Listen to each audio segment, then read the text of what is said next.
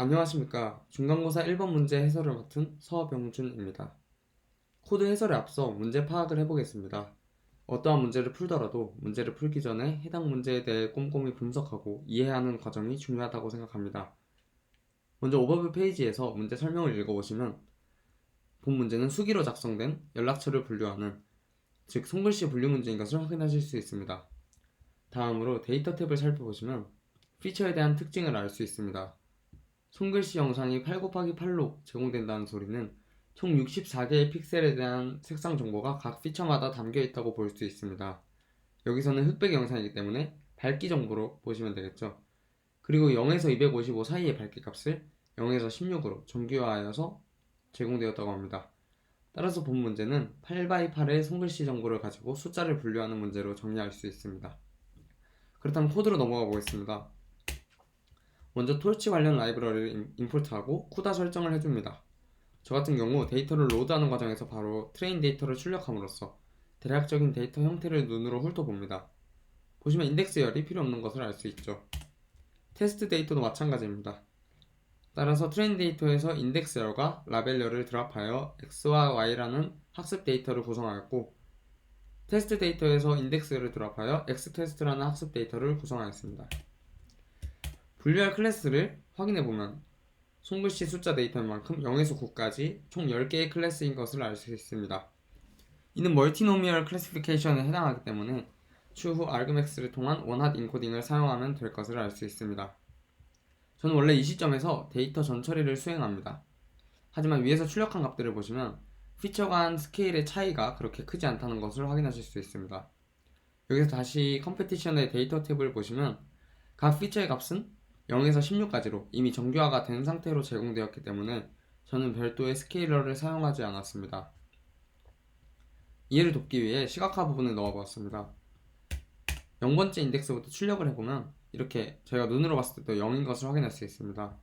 실제로 정답 값도 0번째 인덱스는 0으로 라벨링이 되어 있고, 첫 번째 인덱스 같은 경우도 1로, 그리고 실제로 정답도 1로 이렇게 라벨링 되어 있는 것을 확인할 수 있습니다. 다음으로는 모두 학습 데이터를 텐서 형태로 바꾸어주는 과정입니다. 이때 정답 y의 경우 0에서 9까지의 정수형 클래스로 볼 수 있기 때문에 롱텐서를 사용하고 해당 데이터셋을 모두 GPU에 저장해줍니다. 쉐입을 찍어보면 각각의 사이즈를 확인하실 수 있습니다. 다음으로는 모델을 구성하는 과정입니다.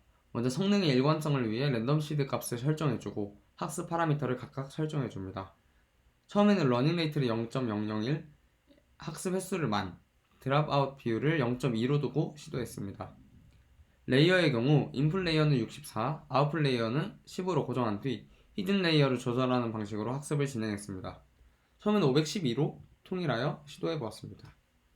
액티베이션 펑션은 렐루를 사용했으며 드랍 아웃 유닛도 선언해준 뒤 각각의 레이어에 대한 가중치도 초기화했습니다. 이후 모델을 생성하고 로스 펑션은 다중분리에서 사용되는 크로스 엔트로피 로스를 옵티마이저는 아담을 사용했습니다. 학습을 진행해 보겠습니다.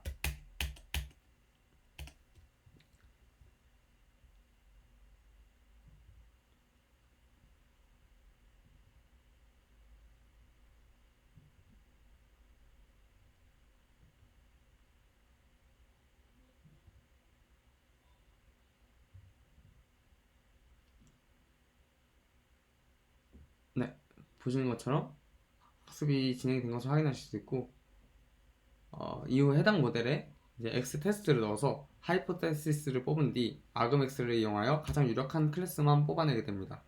이 값들을 다시 GPU에서 내려받아 리절트라는 넘파이 배열에 저장하고 서브밋 파일에 넣으면 다음과 같습니다.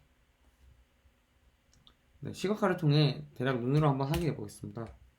네, 첫 번째 테스트 데이터의 첫 번째 인덱스를 3이라고 예측을 했는데 저희가 봤을 때도 3처럼 보이는 것을 확인할 수 있습니다.